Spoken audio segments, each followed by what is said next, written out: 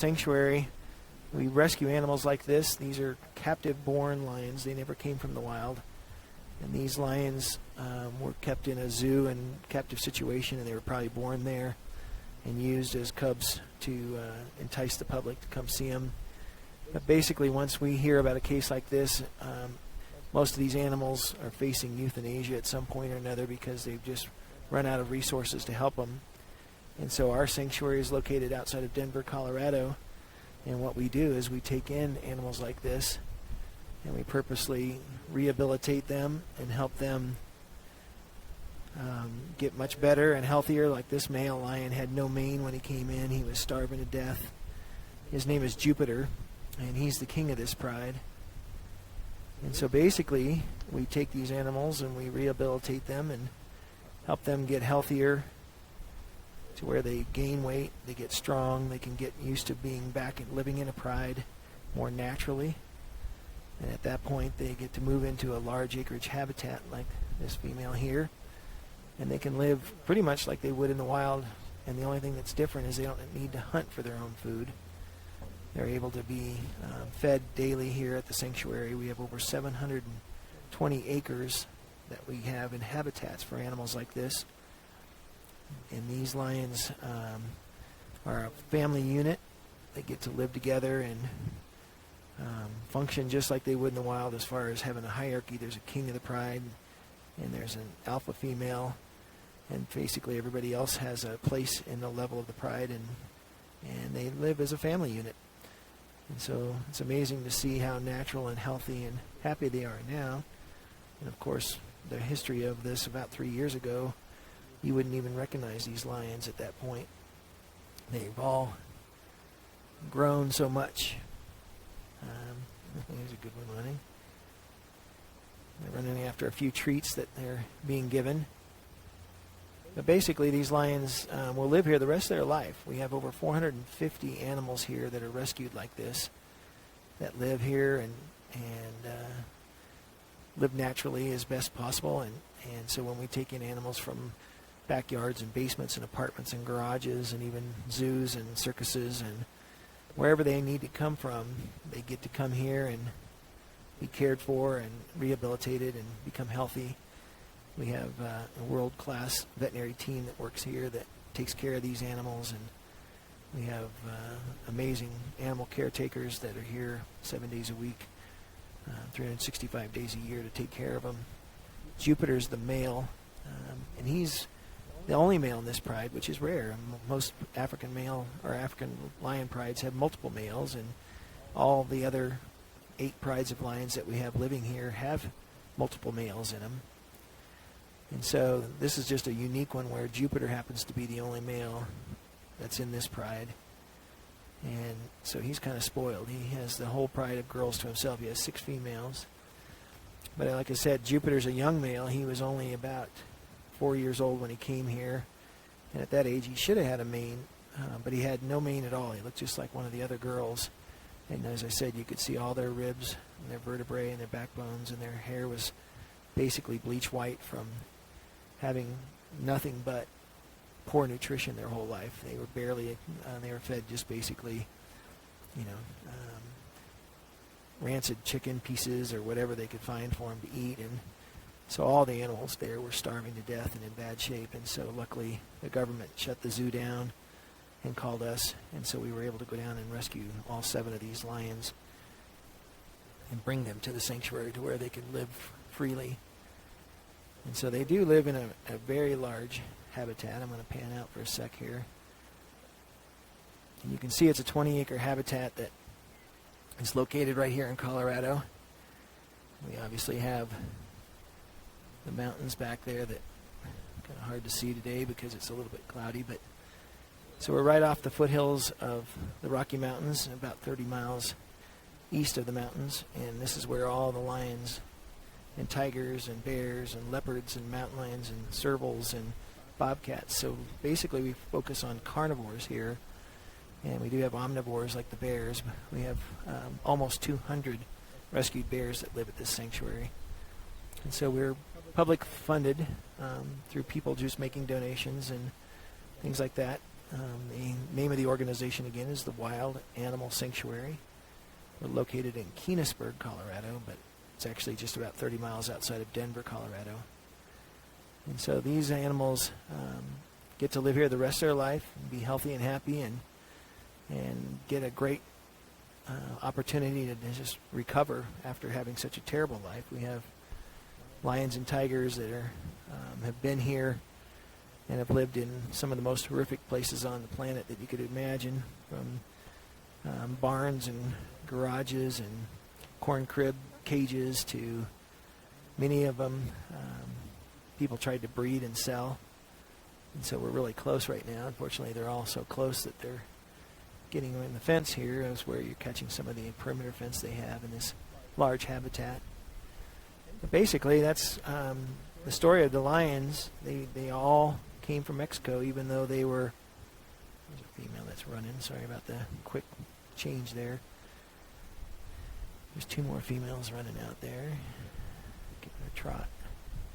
But all these came from Mexico, which is unique because we do rescue most of our animals from the United States in what we call the captive wildlife crisis here, where there's between 20 and 30,000 lions and tigers and bears and other animals that are outside of the zoo system and in private hands. And so that's kind of amazing to think of, that people are trying to have these as pets and trying to raise them in their house or apartment or garage, and obviously that doesn't work out.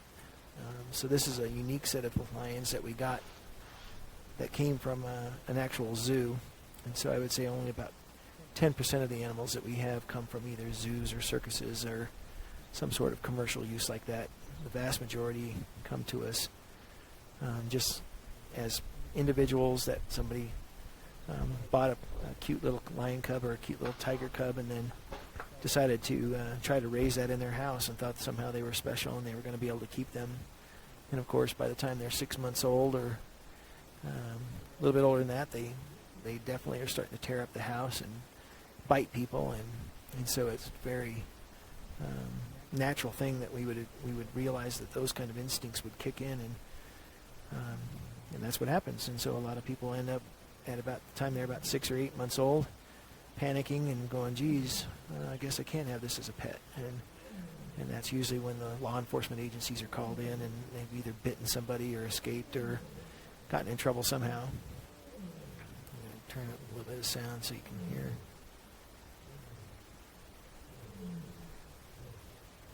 But if you have any questions, we're monitoring. We really appreciate the Dodo's Impact page. They broadcast amazing stories all the time about animals and have given us an opportunity from time to time to be able to show you the animals that live here at the sanctuary. We've got one female that's deciding that she would like to go check out the ball. And so she's being pretty mellow there. They're a little bit warm. I think all of us who live in states where the seasons change, it's springtime here and it's just starting to get warmer and like summertime. And so when it's 85 or 90, many of us aren't used to that yet, and even the lions aren't.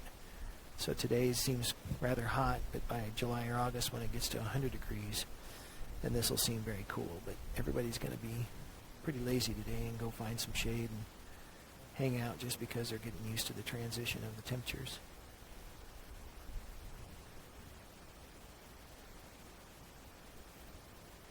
So this is Miranda. There's a number of females in this pride.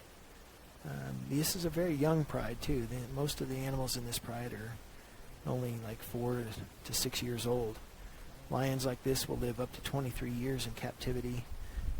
Obviously in the wild their lifespan is very short. They have a very rough life to try to survive in Africa and hunt and not be injured and or get sick. And so many of the animals in Africa, and African lions like this, would live 10 or 12 years. Yeah, and so our habitats here in Colorado, many people always wonder, how do lions and tigers fare in Colorado? And they actually acclimate really well. Lions have traditionally, and a long time ago, ranged even outside of Africa into Europe, where it was much colder and there was snow, and they do really well here. And so we build natural habitats. And the only thing that's a little different is we're on the plains of Colorado, so as far as trees are concerned, we plant hundreds of trees every year, but since we only get 11 to 13 inches of precipitation a year, we tend to end up with trees that grow only about a foot a year, and so it can take 18 to 20 years for trees out here to get the size that most people are used to. And so we always have those growing in every one of the habitats, but African lions live on the savanna, and so they're used to wide open plains like this where it's all grassy, and they love it. And so typically they only make sure that they have shaded areas and dens they can go into. And so we can come out on this female.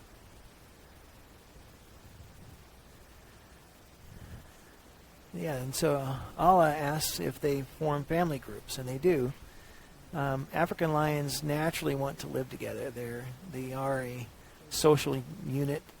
There's a king and a queen, if you want to call her that, and multiple members in every pride. And so every one of the lions that we rescue, we always end up allowing them to join together and make prides. And currently we have 8 different prides of lions that live here at the Wild Animal Sanctuary. And so, yeah, they love to live together.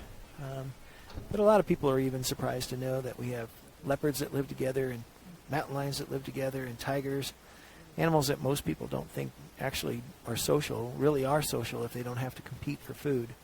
So since we're in a captive situation where these animals can live together and don't need to hunt and don't have to really compete for anything, including breeding, we don't allow them to breed. So in this case, this female has an implant that's put in every 2 years that keeps her from cycling, and that way they don't have babies. And so the male, even if there were more males than Jupiter, they wouldn't have to compete.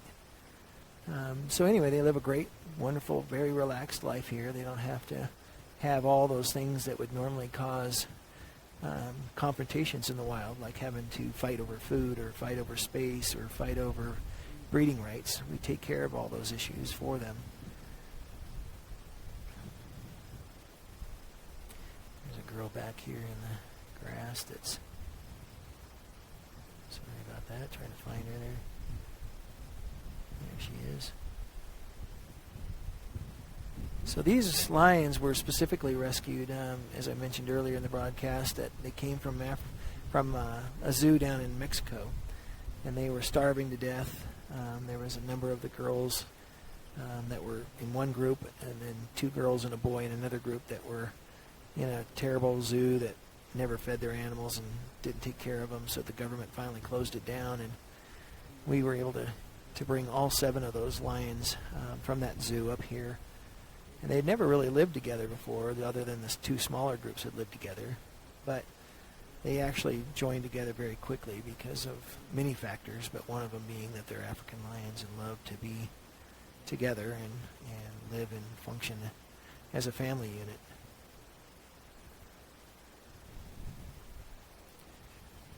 So this is just one of the females. They're all kind of spreading out. So they all do have many places to go here. Obviously, most of these animals, just like any wild animal, is used to living in the wild, will sit out during rainstorms or, if it's snowing lightly or whatever. They don't really care. They actually like to be out in the weather. But when we do have severe weather, if there's going to be lightning or let's say hail or something like that, they all have indoor spaces and or underground dens they can go to. So every habitat that we build above ground dens, we build underground dens, and then we usually have houses attached to it as well that they can go into. But you'd be surprised, they actually do like to stay out in the open and enjoy the space. Frankie asks whether or not they hunt.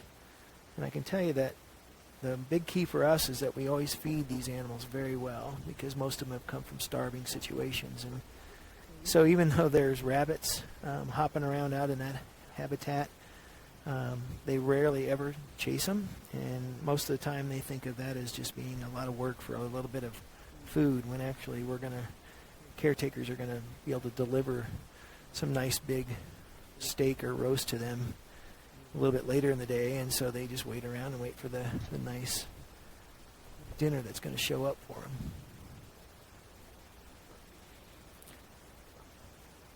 So Leah has asked about whether or not we're worried about extinction, and obviously we're extremely worried about the animals in the wild. That's one of the biggest problems. We're here battling all these animals that are being abused and mistreated in captivity, but really the ultimate goal is we would love to see these animals only be in the wild and never have to be in captive situations. And if they're threatened in the wild from poaching and their habitat loss and all those kinds of things, then that's a terrible thing for us to know, because we're here fighting one side of the battle and the other side is losing ground as well. So, we would love to see many of the poaching problems that are happening now in Africa that have kind of risen up lately be solved, and rhinos and lions are being killed all the time there, and that's very concerning.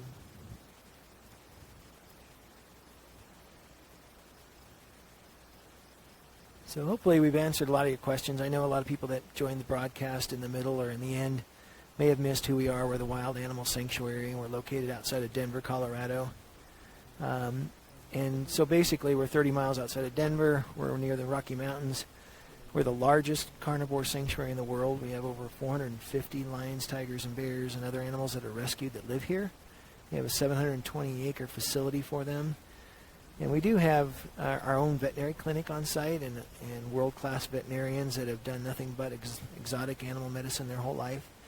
And they know exactly how to take care of these animals. And when you have 450 large carnivores and omnivores living here, our vets tend to be some of the most experienced in the world because of that population and having so many animals that they learn from and take care of. And so we can tell you that there's probably no place on the planet where large captive carnivores like this get better veterinary care.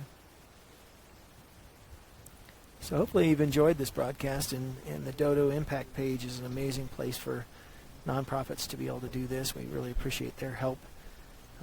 And so without any more major comments or questions, I think what we'll do is be able to sign off here in a little bit, and I want to thank everybody for joining us. You can go to our website at wildanimalsanctuary.org. Again, wildanimalsanctuary.org. If you want to learn more about what we do, the Dodo Impact and the regular Dodo page are focused on helping with animals and featuring animals, and so we really appreciate their help. And so at this point, I think what we'll do is say goodbye to everybody, and hopefully you'll join us again, and maybe next time they'll be a little more active.